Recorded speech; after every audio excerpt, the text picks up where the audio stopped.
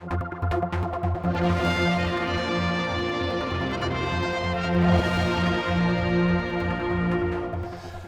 with the Chief Minister, we record these on Thursdays when we have a chance to talk to you and your team.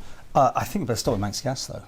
And I don't know you're going to tell me much, but what do you know, what's going on, and are you as amazed as we are when the public finally got to find this freedom of information out about them not paying their bills on time?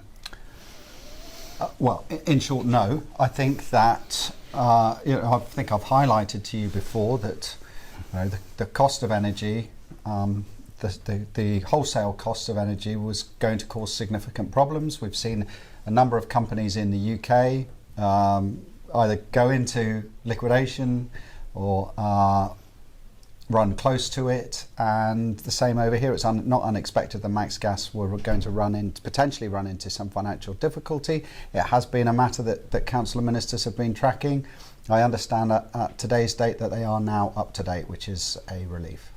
Where do we go with this whole thing though? Because I mean, they can still make their profit, they do their bit, but the amount of money that the consumers are seeing added to their bills now is quite scary. Well, that it is substantial.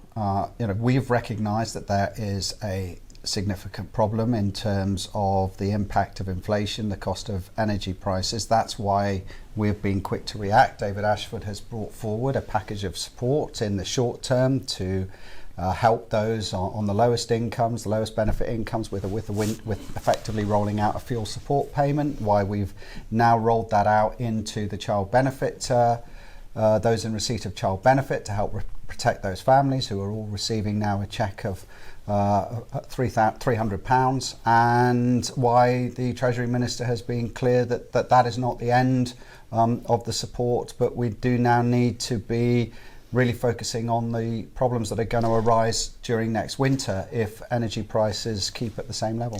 Have you been involved in this Manx Gas issue? I mean, I've heard that you haven't been to a meeting with them at all. I don't know if you want to confirm that or deny, but I mean, if you haven't, should you not be involved? I think that you would expect the Council of Ministers to want to understand what is happening with the energy supplies on the island, and to be made aware of if there are serious issues. In Council, as I've said to you just a couple of minutes earlier, the Council of Ministers have been tracking this. But you didn't want to get involved? No, I said we've been made aware of the issues that have been going on, and we as a council obviously have had a number of concerns. We've been aware of the situation. The fact is that has now been resolved, and that there is now no need for the government to consider further intervention financially. Okay, so you're happy with everything that is now in place. What is that then? What are the safe checks here going on? I mean, is there a need for Manx Gas? I keep asking that question. I think the government's concern is obviously the safety and security of the supply that is coming in, and that people have the energy that they need to be able to go about their business and obviously heat their homes on a daily basis.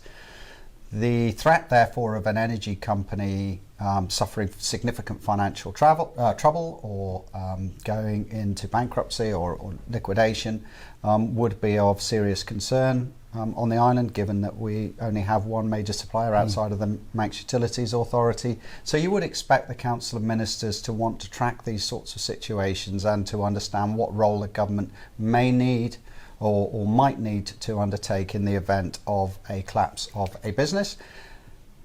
To a certain degree now, I'm saying that situation is now back under control. Manx Gas, as we know, are fully up to date with their payments, and therefore the government now will continue to monitor the situation. Were you disappointed in what happened, in the way it was done by Manx Gas? Let's try that. By just stopping payment, yeah. But if that's what is reported in the freedom of information. You have seen a freedom of information request. You've seen the information that's been provided around that, and I'm simply telling you that we can all see that, and that you would expect a government to react to those sets of circumstances. I can confirm that throughout the whole process, the Council of Ministers were aware of the liabilities that were being incurred by Manx Gas, and as I said, you would expect a responsible government to take a great interest in that scenario, and also to want to understand what it would do in the event of a collapse of the company in terms of their financial ability to pay significant liabilities that were being incurred to the Manx Utilities Authority. Well, that was a Jeff Freedom information. Now my newspapers have gone on today about the amount of extra people working for the civil service. Let's bounce this one up, because I mean, obviously that's a headline figure. Mm-hmm. Can you justify it? Do you know what's going on? Are you aware of these numbers? I think, first of all, the figure that they've quoted is just 297, I think, staff-wise, and it's not clear exactly what those staff comprise of. I think we need to work to this sort of full-time equivalent staff measurement.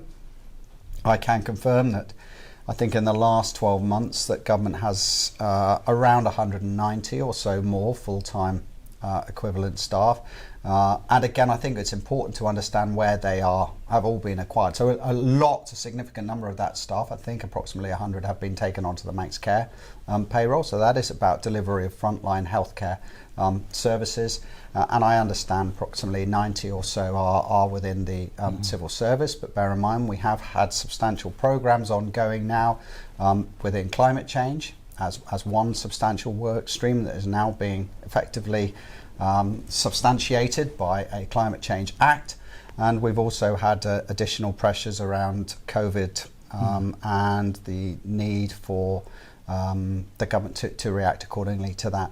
We are doing some work now in the next few weeks about government, its overall ability to perform within the inflationary pressures that we are experiencing, what we will need to do in terms of understanding how government is going to deliver its services, and I expect as part of that piece of work that Council will be considering imminently will be the overall understanding of the impact of staffing, recruitment and numbers. And bear in mind, of course, that we used to have a personnel control mechanism. We used to control government by simply limiting numbers of staff. That proved to be ineffective in terms of delivery. We've moved to budgetary control mechanisms. We've limited payroll increases to percentage to what we thought was the appropriate percentage. Normally, for the last couple of years, it's been about 2% in terms of financial budgets for staff, and you know, but within that, departments have to keep within their budgets. So, but nevertheless, it's right that we do understand whether we are getting absolute value for money, that we're getting the right levels of productivity, that we are delivering on our commitments, and that will now be assessed or reassessed in the next few weeks. I mean, the civil service are probably going to ask for a 10% pay rise, like everyone else is doing, because that's what inflation's heading. I mean, how are you going to deal with those sort of claims or demands? Well, I'm not going to get ahead of ourselves. If we end up having to give 10% pay rises across the board, I can tell you there will be substantial requirements to cut back on staff across government, because that will be unaffordable for the current budget projections. Nevertheless, you know, I understand the pressure on pay. I think we've already called for people to be reasonable in their demands, and of course I'm sure that the unions will fully understand the impact of such significant pay rises, but we do understand there is a significant cost of living issue at the moment that is impacting. And anything less than 10% will be a pay cut, won't it? Well, no, not necessarily, Paul. But well, you have to take out. You have to consider the you know, pay rises in the round and what people's packages are. But it's and of course, you know, public servants to some degree have, you know, good jobs. They got good packages alongside that.